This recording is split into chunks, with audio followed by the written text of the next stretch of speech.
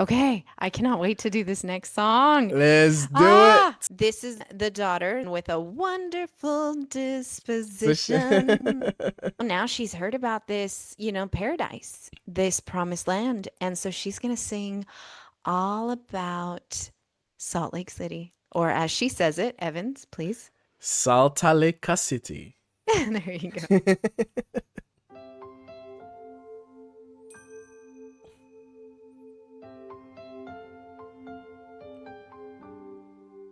My mother once told me of a place with waterfalls and unicorns flying, where there was no suffering, no pain, where there was laughter instead of dying. I always thought she'd made it up to comfort me in times of pain, but now I know that place is real. Now I know its name. Salt Tlay City, not just a story Mama told, but a village in Utah, where the roofs are thatched with gold. Right, okay. I could let myself believe I know just where I'd be, like on the next bus to paradise. Salt Tlay City. All right, pause it. She's so adorable. She is. I love it when she said Utah. Utah. Instead of Utah. And then even just her pronunciation of Salt Lake City is just adorable. And yeah, this is like the promised land. This really is. And it's all she's ever dreamed of. So anyway. There's been a lot of mistranslations and misheard words that has happened during colonization that has stayed in multiple languages in African language. Like in Ghana, we had one of those wars. There was a name of one of those generals who was called Sir Garnet. It was called the Sir Garnet War, but obviously the way they heard and the way they could say it was the Sagranti War. So for years and years and years, they would always say, "Oh, the Sagranti War, the Sagranti War, the Sagranti War." They would say the Sagranti War. That's how they would say it. So the Sagranti War, the Sagranti was like, "What's the Sagranti War?" It's like, "Oh, it's Sir Garnet War." But that's how that's what they're saying. That's what they mean. What they're saying. It's so crazy. But a lot of that has integrated into the languages and how people speak. Interesting. Yeah. In Africa, as residual influences, it's just not their language. It's just. It's just not. And my grandma in Italy, same thing. For the life of her, she could never say New York. She always had a different way of saying that word. Yes. And imagine what it must be like, this perfect happy place. I bet the goat meat there is plentiful, and they have vitamin injections by the case. In paradise? No, so this is a fascinating point that I think we've already made, but I'm going to make it very crystal clear to our listeners. So she's describing what she thinks Salt Lake City, Utah is like. And see, for her, it's not, like getting her nails done or getting her hair done. She is just imagining that paradise must be where you could get vitamin injections, where goat meat is plentiful. Exactly. And she's going to go on to say things like that the warlords there are friendly, that they help you cross the street, and that there's a Red Cross on every corner with all the flour you can eat. This is the thing. We have missionaries that are going into these places and basically asking them to give up their culture and to focus on what westernized white middle class people are focusing on, when they just need vitamin injections. They are on a different level of what's important and what they need. Yes. Like we've said earlier, I mean, they're dealing with AIDS and a warlord that's going around cutting off women's clits. Like this is where we're at in this village. And yet they're like, no, this is what's going to solve your problems. And it's so tone deaf to their reality. And when they picture a paradise, they are hoping for proper nutrition and sanitized water. That's where they're at. Yes. And it's really a stark contrast between what these Mormon missionaries are coming and trying to sell with Hmm. their all-Americanism. Yeah. The stark difference between the Mormon heaven and the generic Christian heaven is the generic Christian heaven is much more relatable to the average person than the very Yeah. specific all-American paradise or heaven, because Yeah. with the generic Christian mainstream heaven is something that we all want. You're not only going to get vitamin injections. There is no sorrow, there's no pain. There is Yeah. every human being on this planet relates to that. So of course, that's what we all desire. But it's very interesting how when she is exposed, or this group of people are exposed to the Mormon heaven, they do the very human thing, which is try to relate to it. And then she says, goat meat. Yeah. Well, why is there going to Yeah. be plenty of goat meat? Because there's goat meat where she is, but it's not as plentiful. Yeah. All the warlords have probably captured Yeah. all the farm animals and all the farm crops and stuff Yeah. like that. So Exactly. she's hoping that there's going to be goat's meat plentiful. It's the same thing as the Israelites were told Yeah. or expecting a land of milk and honey. Why? Yeah. Because they Yeah. were in a wilderness. And Yeah. that's why we think we're going to walk on the streets of gold. Why? Because gold is Yeah. scarce. It's very Yeah. interesting how human it is. And the problem is when it's actually written in there, and this God is the one that is saying this is what is going to happen, which is like it makes this God out to be very human. To say Yes. it just doesn't make sense that there's going to be Yeah. rivers that flow forever and ever, and there's going to be a sea of Yeah. glass. Why Yeah. why is a sea of glass appealing? Well, because we like clear waters, and clear waters makes us feel like it's a clean source of fish, food, and water. Earlier when you were saying something, a thought came to me how we really make not just heaven, but even God. God is created in our Our image, image, yes. not the other way around. Mm-hmm. I have come as I have deconstructed just a very clear understanding that we've created him to be very much like us. But And we created him. yeah, There you especially go. it has to be a male. It has to be It him. has to have that, because men rule the world. And so Yeah. there you go. So we've created him to look like white upper Yeah. class men. And Exactly. Yeah. I mean, in the Mormon faith, there's this painting by an artist named Del Parson, and it was one of the very first artistic representations of Jesus Christ that was commissioned by the church. And it is known that the prophet at the time said, yeah, that's, he gave a stamp of approval and said, that's the closest representation of what Jesus Christ looked like. And he looked like a guy from Wow. Salt Lake City, Utah, very Wow. white, very Mormon looking. And it's like, wow, that's where we're at. We create them to look and to Yeah. behave and be just like we want them to, and what makes sense to us. And what makes sense to us is very much westernized, all Yes. American. Yeah. And here this poor girl is just imagining what it could be like, but Yeah. it's based on her needs and Yeah. her reality and what she's lacking. And they have vitamin injections by the case. The warlords there are friendly. Oh. They help you cross the street. And there's a red cross on every corner with all the flour you can eat. Sal Tlay, Siti, the most perfect place on earth, where flies don't bite your eyeballs and human life has worth. Oh. It isn't a place of fairy tales, it's as real as it can be. A land where evil doesn't exist.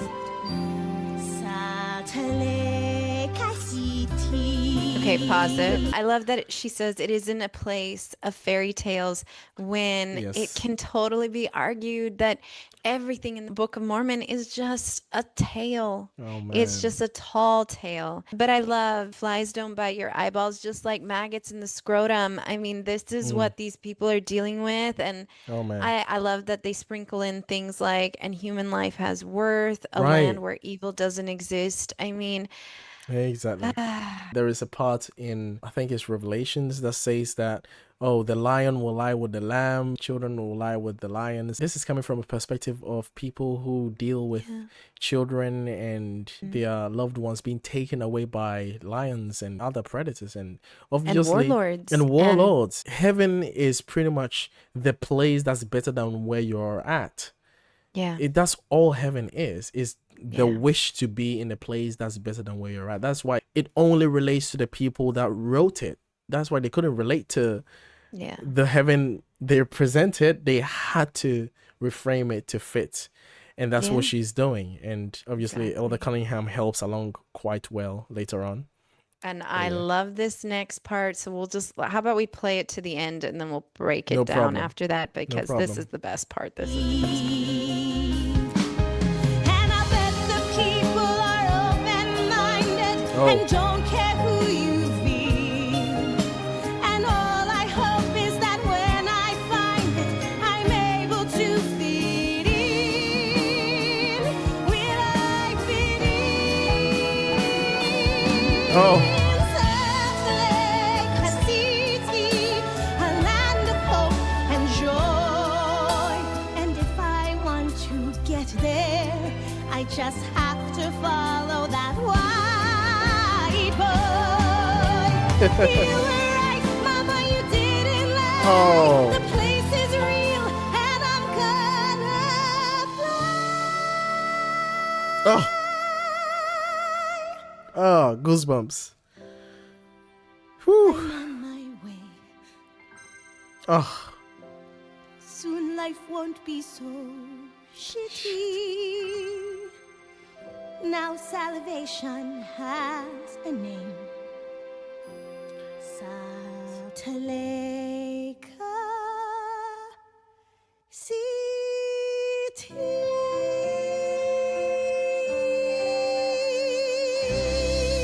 mm,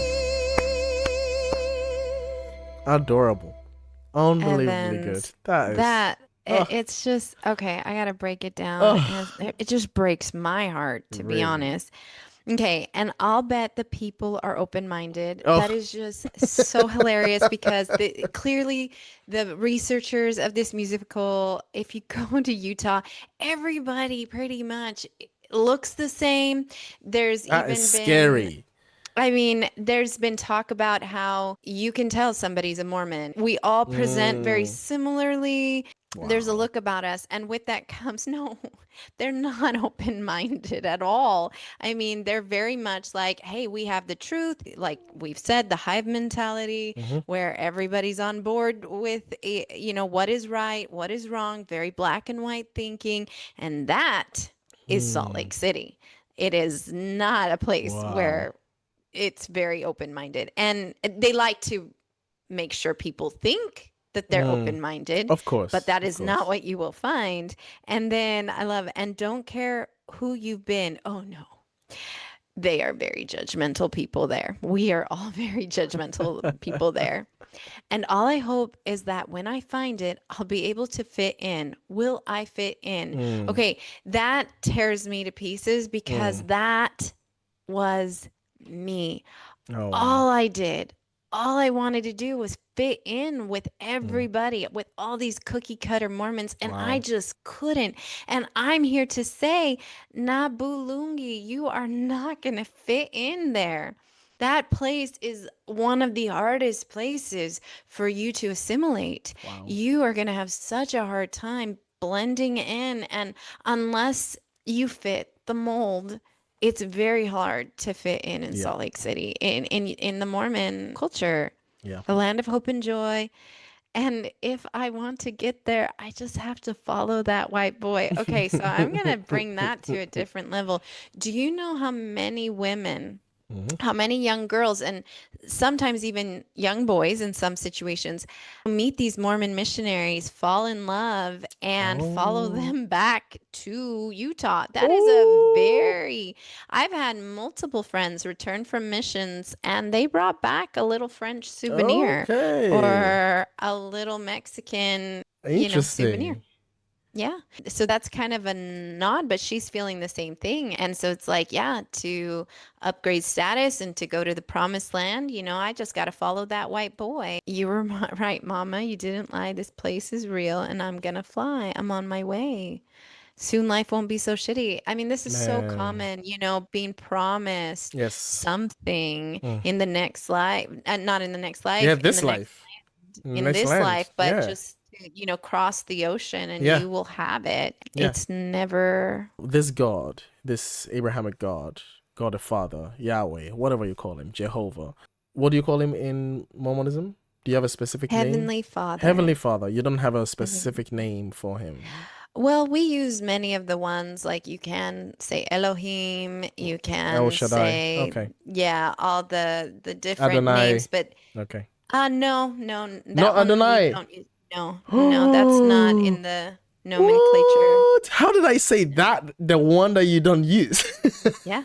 That's Yeah. crazy. We don't use that Okay, so one. not I've Adonai. never heard it. Yeah, no. Okay. But Elohim, This Heavenly Father in all the Abrahamic religions has never been able to make a promise that's like tomorrow.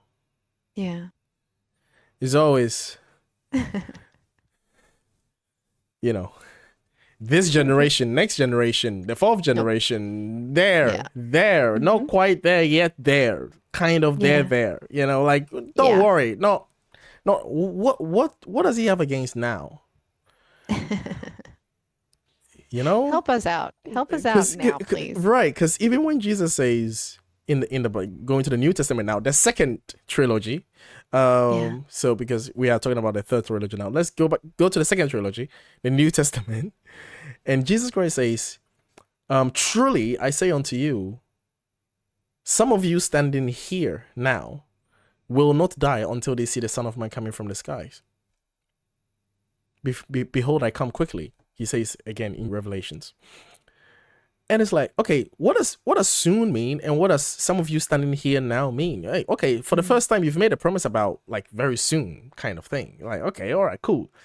So when you read the New Testament, a lot of the disciples, and including Paul, were expecting Jesus to like come like anytime soon, because that's what he said. But now, soon has been interpreted to not mean soon. It means like way, way, way later, like 2,000 years, like probably 3,000 years, depending on how long we survive this planet. Even when in the second trilogy, Jesus says, I'm coming like quite soon, Yeah. it's still not soon enough for us.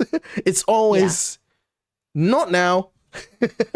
Why not now? Like in the Old Testament, the first trilogy, he was doing a lot of things now. Like he was doing like, Yeah. hey, don't touch the thing. And then the person touches the thing and it's like, all right, I just unalived you.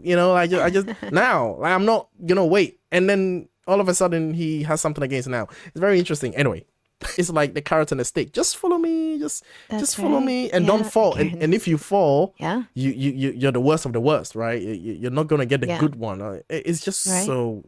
And any good God, any loving God, should see through this. Well, Evans, Should tomorrow is a latter day. let's do it. So Let's there do we it. go. Okay. Let's move it. Let's do this last song, Let's Man do Up, it. because I know it's very near and Yes. dear to your heart. But we're